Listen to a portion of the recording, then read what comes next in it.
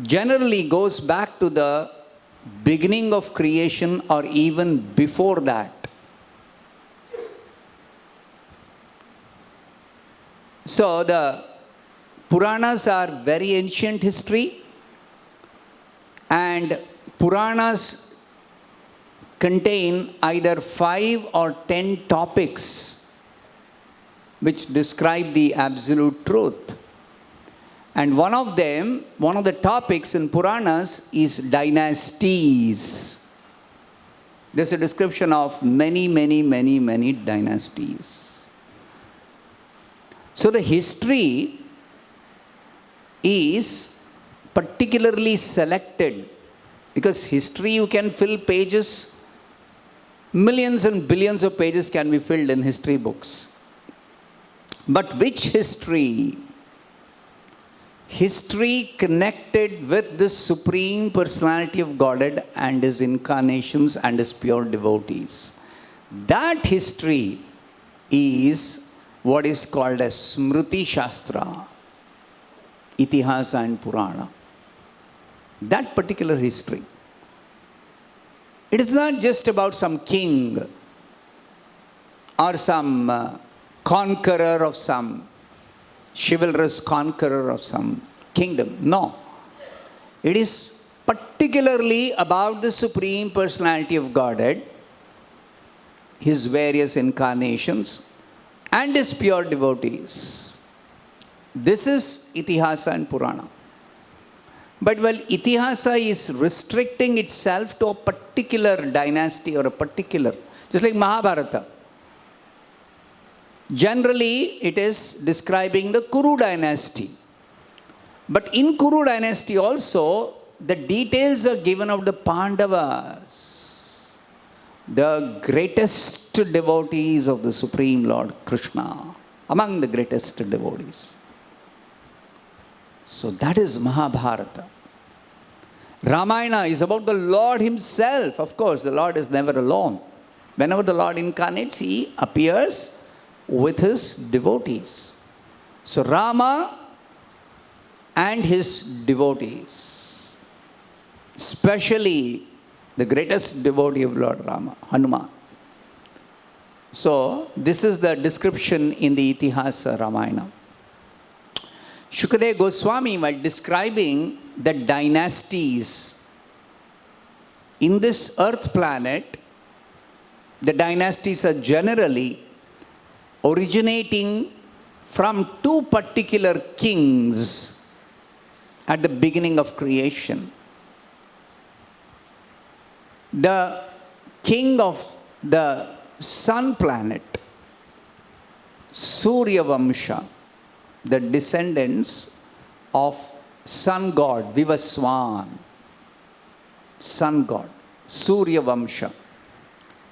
So Kshatriyas who appear in Surya Vamsha, generally most of these Kshatriyas are pure devotees of the Supreme Personality of Godhead. They are described in the Bhagavad Gita by Krishna as Raja Rishi. They're Raja, they're king, they're kings, but they're also Rishi. They're saintly kings. And sometimes the Supreme Lord Himself appears in a particular dynasty as the king. Both Rama and Krishna appeared in the Surya Vamsha. As I mentioned, the 2 kings, the king of the moon planet, Chandra Vamsha Kshatriyas, beginning with the king of the moon planet, Chandra Deva, beginning from him, the descendants in this Chandra Vamsha, moon dynasty.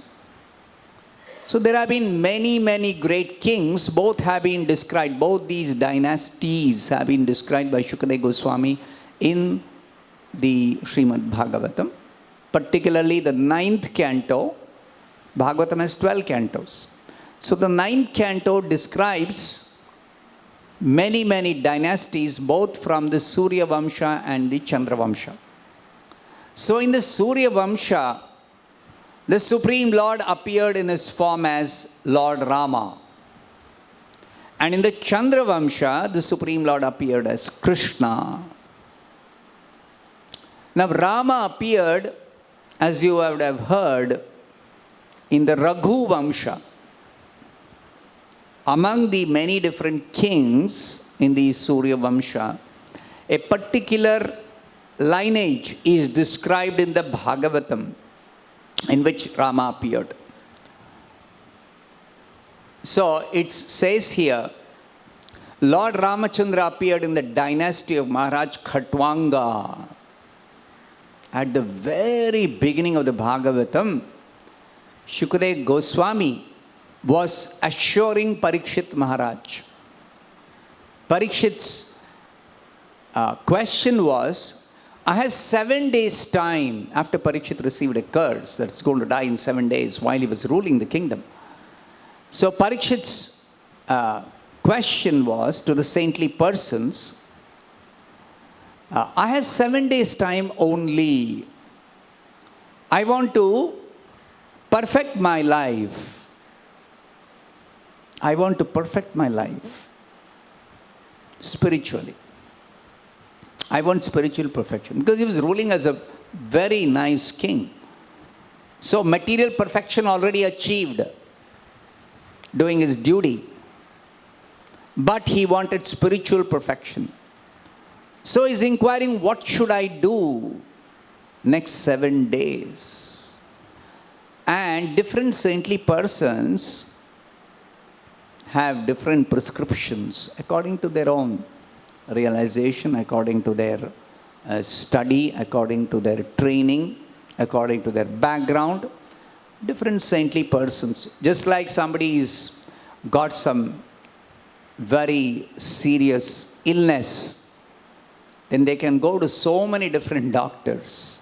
Somebody may go to an allopath, somebody may go to a homeopath, somebody may go to an Ayurvedic doctor. So, like that, and not all doctors will be agreeing on the treatment or the prescription. So similarly, the saintly persons sometimes don't agree on what should be Parikshit Maharaj doing next 7 days. So there was discussion, and the discussion, what he should do next 7 days, it was inconclusive because almost all of them were telling 7 days is very short time to achieve perfection. So at that time, in that assembly, which is a very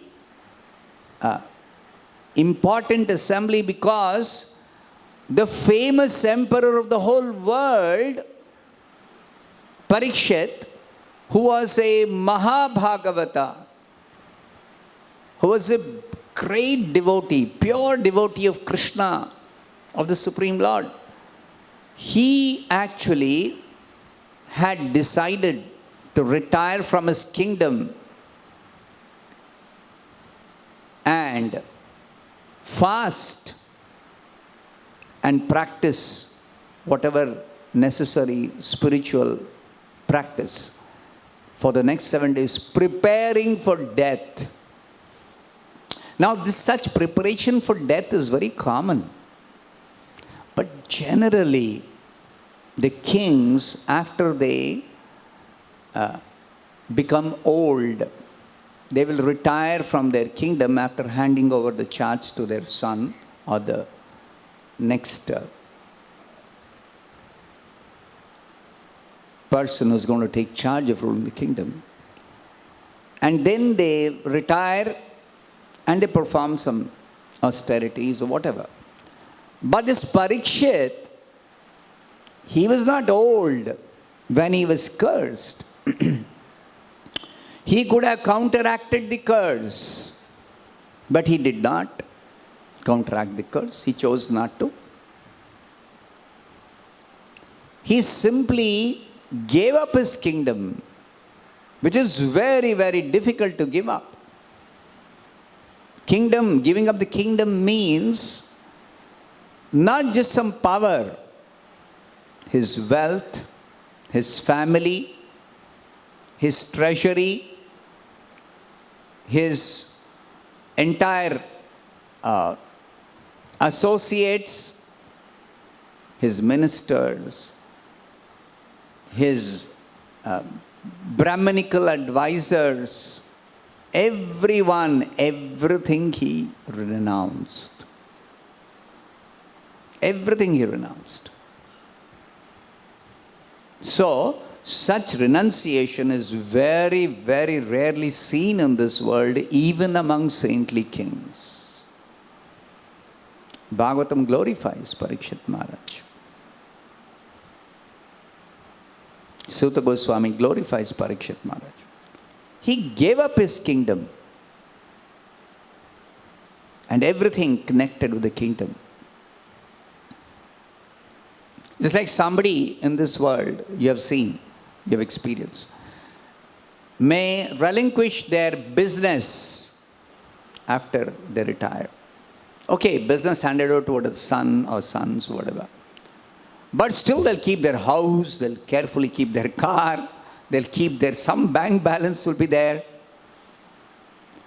What did Parikshit Maharaj keep for himself? Nothing. This is important. He kept nothing for himself. So, this great emperor of the whole world has renounced his kingdom completely, and he is going to a holy place to prepare for death in 7 days. People perform tapasya for many, many, many years, or they practice spiritual life for many years. Parikshit Maharaj was not having so much time. So when news of his retiring from the kingdom spread, not only on the earth, but even in the other planets. See, especially in the upper planets, they are generally not so much concerned with what's happening on the earth, except when some real great personality is ruling, or they follow what are his activities, what is he doing. Like Yudhishthira Maharaj was ruling, and he performed Rajasuya Yajna. The great demigods, they were invited and they all agreed to come and participate in the Rajasuya.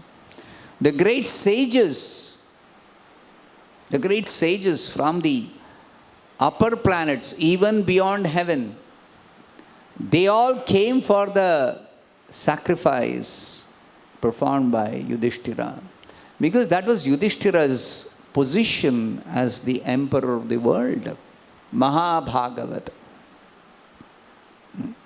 So, when this Parikshit retired, the great saintly persons of all category, they all assembled in that holy place where Parikshit Maharaj was decided to go. And then they are all unable to tell Parikshit what he should do. That is when Shukadeva Goswami walked into that assembly as if sent by God. As if sent by God. And immediately he was recognized, because Shukadeva Goswami by external appearance, nobody can generally recognize him. He was wandering naked. He did not seem to belong to any particular social order. And not that he was surrounded. Generally, a great personality who is very learned will have some disciples or associates or followers, students accompanying them wherever they travel. But Shukadeva Goswami is surrounded by urchins. spitting at him, throwing stones at him. He was completely indifferent to all that. He was just wandering like a madman, not even concerned with what's going on around him. So how was he recognized? This was one of the questions by the sages of Naimisharanya. How was he recognized by Parikshit Maharaj? So the Bhagavatam describes that in that assembly of Parikshit Maharaj, there were saintly persons who could read somebody's face and understand what was that person's spiritual advancement. So some sages, they just looked at Shukadeva Goswami as he was walking and said, here is a very, very, very, very great personality, the greatest of the learned transcendentalists. Immediately they stood up in respect and welcomed him. As soon as they stood up, all the others who could not read the face and they were not expert, all of them followed. And all of them stood up and received Shukadeva Goswami. So Shukadeva Goswami was also received by Parikshit Maharaj. Parikshit Maharaj, of course, was pure devotee. He knew who Shukadeva Goswami, what is his position. But still, he followed the etiquette, giving respect to all the other saintly persons. And he offered the special seat of respect to Shukadeva Goswami. And when Shukadeva Goswami was seated, then Parikshit asked the same question. I have 7 days' time. What is my duty? What should I do for achieving my spiritual perfection? So first of all, Shukadeva Goswami assured Parikshit Maharaj, 7 days is a lot of time. Don't worry. And how did he assure? He told Parikshit Maharaj about Maharaj Khatvanga. Khatvanga Maharaj had one muhurta. He was also a great king in a former times. And he had one muhurta before death. And he perfected his life in just one muhurta, 48 minutes. So you have 7 days' time. So Khatvanga Maharaj is that famous personality who practiced Bhakti Yoga for one muhurta. Of course, that was not the only time he practiced Bhakti Yoga. He had practiced Bhakti Yoga earlier, but as a responsible king, he was busy doing so many kingly duties. But when he came to know, I have only one muhurta, he renounced his kingdom. Just like Parikshit Maharaj came to know he had only 7 days, he renounced his kingdom. Khatvanga Maharaj, one muhurta, he renounced his kingdom and he practiced whatever he had practiced.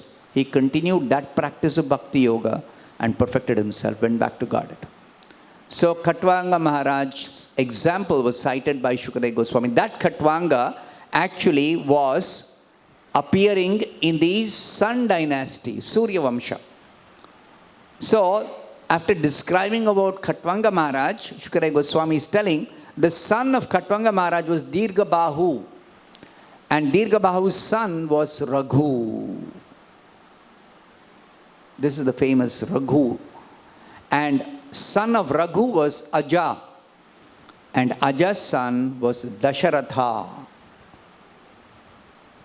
Rama, the Supreme Personality of Godhead, accepted Dasharatha as his father. Appeared as the son of Dasharatha. Now Rama appeared with his full quadruple expansion, Chaturvyuha, Rupa. The Supreme Lord, original personality of God, Krishna, expands himself into many forms, both in the spiritual world and also in the material world. In the spiritual world, Krishna first of all expands as Balaram. Balaram expands into Chaturvyuha expansions called Vasudeva, Sankarshana, Pradyumna, Aniruddha. This the Supreme Lord who incarnated as Rama, Ramachandra, because there are many Ramas. In the Dashavatara Stotra, there is description of 3 Rama incarnations. Bhrugupati Rama, the descendant of Bhrugu dynasty, who is also known as Parashurama, is one Rama. The second is Ramachandra, who is Raghupati Rama. Raghupati Rama, we chant this, Raghupati Raghava Raja Ram. So this Raghupati Rama, second Rama in this Dashavatara Stotra.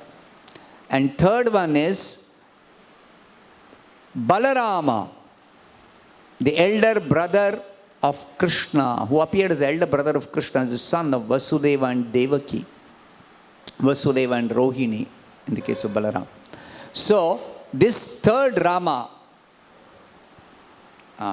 he is appearing in Yadukula, Raghukula, Yadukula, Bhrugukula. So 3 Ramas. Out of them, this Ramachandra appeared with his quadruple expansions. He is Vasudeva.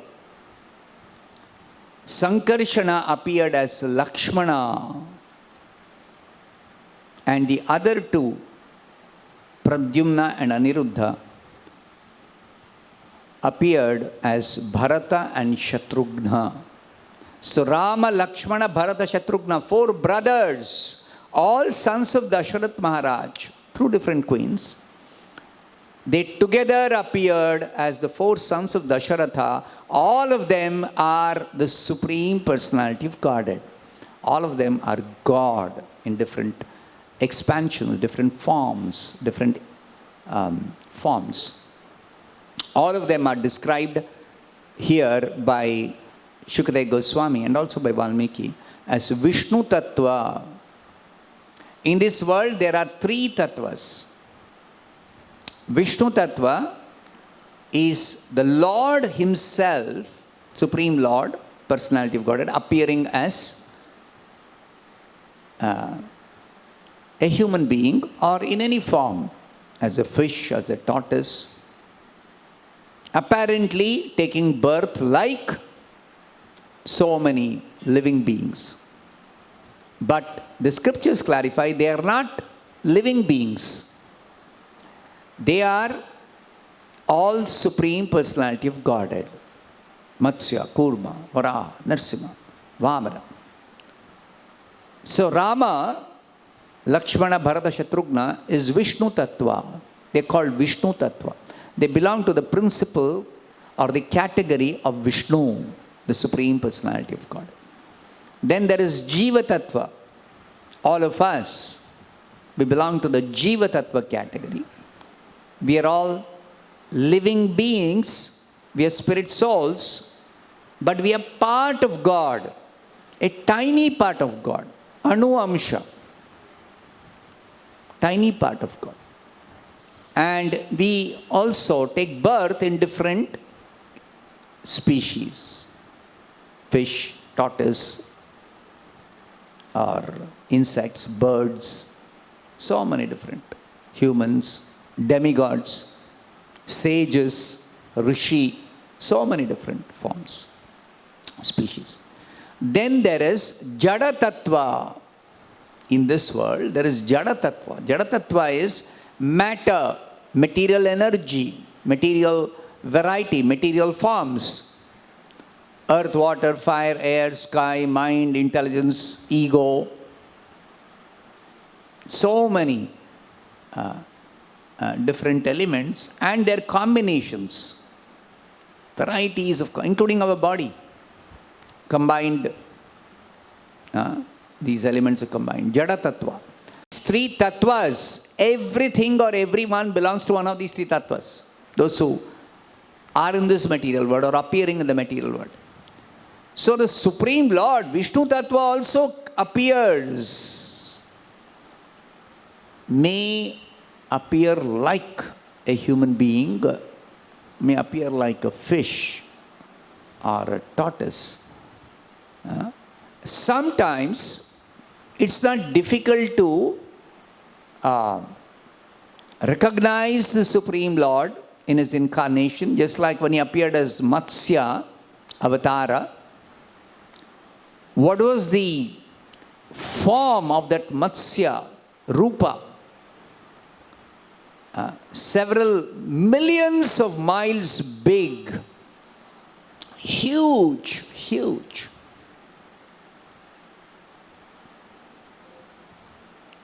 Now, sometimes what happens is somebody with yogic power can expand their body to a very, very, very big size. But nobody can expand their body to the size in which Matsya Avatara appeared. Kurma Avatara. Some 800 million miles big tortoise. Nobody has ever seen or heard or even can imagine such a big tortoise. Matsya Avatar also. So these are extraordinary forms. But when the Lord appears as a human being, son of Dasharatha, son of Vamana, son of Kashyapa Rishi, son of Kashyapa Rishi, or Krishna, son of Vasudeva, another king's son, Kshatriya. So people cannot understand that here is God. So then God is recognized by very, very special or specific symptoms. By whom? Not by ordinary people. Not by popular vote. Just like nowadays, somebody by popular vote is considered, worshipped, temples are built by popular vote. There is no confirmation by Shastra, Vedic scriptures, Shruti and Smriti. There is no confirmation by authorized saintly persons who are well versed in the Shastra, who are strictly practicing spiritual life as explained in the Shastra. Such persons, there is no such confirmation. So one should not accept somebody as God or even as Guru without confirmation from the Guru Sadhu Shastra, without confirmation from Sadhu and Shastra, from the saintly persons, authorized saintly persons and the authorized scriptures. So Rama was recognized not by popular vote, not by some miracles he performed, not even by that. Rama performed miracles, Krishna performed miracles, Vamana performed miracles, but not on the basis of that. No. The saintly persons recognize. Vishwamitra visited Dasharatha after Rama was born, the son of Dasharatha. Dasharatha was very, very happy, pleased, because for a long time Dasharatha did not have children. So he requested his sage, saintly advisor, Vashishta, that I want to have son. At least I want to have one son. So what should I do? So Vashishta said, we'll perform one Putra Kameshti Yajna. Dasharatha performed that. And then as a result of that Yajna, Dasharatha was able to have 4 sons, not one.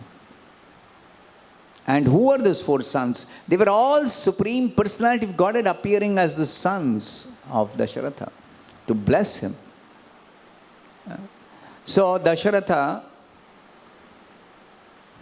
after these children were born, he was very happy. So he was raising them very carefully.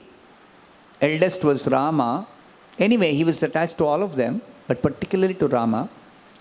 And then at that time, when Rama was just about 12 years old or so, this Vishwamitra, great sage, he walked into this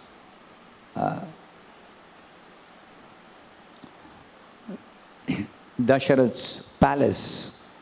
Dasharatha is ruling. And Vishwamitra says, I want to take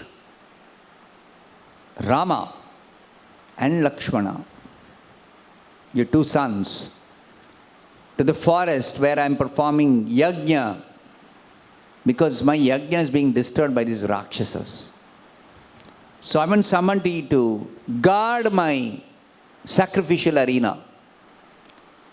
So please send your two sons. Give me your two sons. I'll take them for guarding my sacrifice.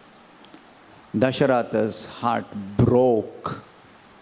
He said, my sons, two small boys, you want to take? I will come personally with my full army if you want. Why do you want to take these two boys? So then Vishwamitra explains, they are not ordinary boys. They are not just your sons. They are not ordinary Kshatriyas. They are not even just powerful Kshatriyas.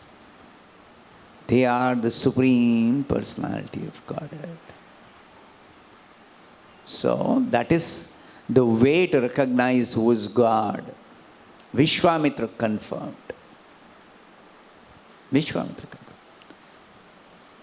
So, like this, even Shukadeva Goswami describes here, Tasyapi Bhagavan Esha Sakshad Brahmamayo Harihi. Brahmamaya. The Supreme Brahman, Parabrahman, the Absolute Truth, who is Hari, the personality of Godhead from the spiritual world. Sakshat, directly, the Supreme Lord has appeared. Bhagavan, he is the Supreme Personality of Godhead. Amsha, Amshena, Chaturdha, Agat, along with his portions and plenary portions, and portions of the plenary portions, he has appeared in four forms. Chaturdha, Agat. Putratvam. In what form has he appeared? As the son, accepting sonhood of Maharaj Dasharatha. Putratvam. Prarthitaha suraihi. Not only he appeared because Dasharatha wanted to have sons, but he also appeared because of the prayers by the demigods. Prarthitaihi suraihi. These demigods were harassed by some Rakshasas headed by Ravana. This Ravana, he challenged the authority of the Devatas. And because he had got some special power by his tapasya, the Devatas were unable to control his mischievous activities. So the Devatas prayed to the Supreme Lord that you have to do something to help us bring back law and order. So how did the Supreme Lord respond? He said, I will appear myself and relieve you of the burden of these Rakshasas. But when the Supreme Lord appears, he particularly appears for pleasing his devotees. And he also appears to protect his devotees. And he also appears for performing some pastimes by which he re-establishes the dharma. Paritranaya sadhunam vinashaya cha dushkritam dharma samsthapanarthaya sambhavami yuge yuge. Every yuga the Supreme Lord incarnates. So particularly, even though he kills demons, but that is not his main work. That he can do in so many other ways. And he does that also. He kills demons through his agents. Sometimes Durga is empowered to kill some very powerful demons. Sometimes Shiva is empowered. Sometimes Brahma is empowered. Sometimes some ordinary rishi, of course not ordinary, but he would have performed severe austerities. Just like once the Supreme Lord empowered one rishi called Dadyancha, Dadichi, Muni. Indra wanted to actually kill one Asura, Vritrasura. So Indra was unable to kill this Vritrasura, one Asura. So Indra approached the Supreme Lord. Supreme Lord said, you go and approach this Dadichi Muni. He is engaged in severe austerities. So you request him to give his bones. And with those bones you prepare one astra, one weapon. And that astra you use to kill this Vritrasura. So the Supreme Lord can empower anybody, anyhow. So Indra was empowered and Indra killed Vritrasura. So the Supreme Lord doesn't personally come. If the demigods are unable to kill some demon, he can empower. Durga Devi is famous for having killed one Mahishasura, who could not be killed by anybody else. Sometimes Shiva kills some very powerful demon. Sometimes Brahma kills some powerful demon. But these are all routine activities, killing demons. It's not a very extraordinary thing.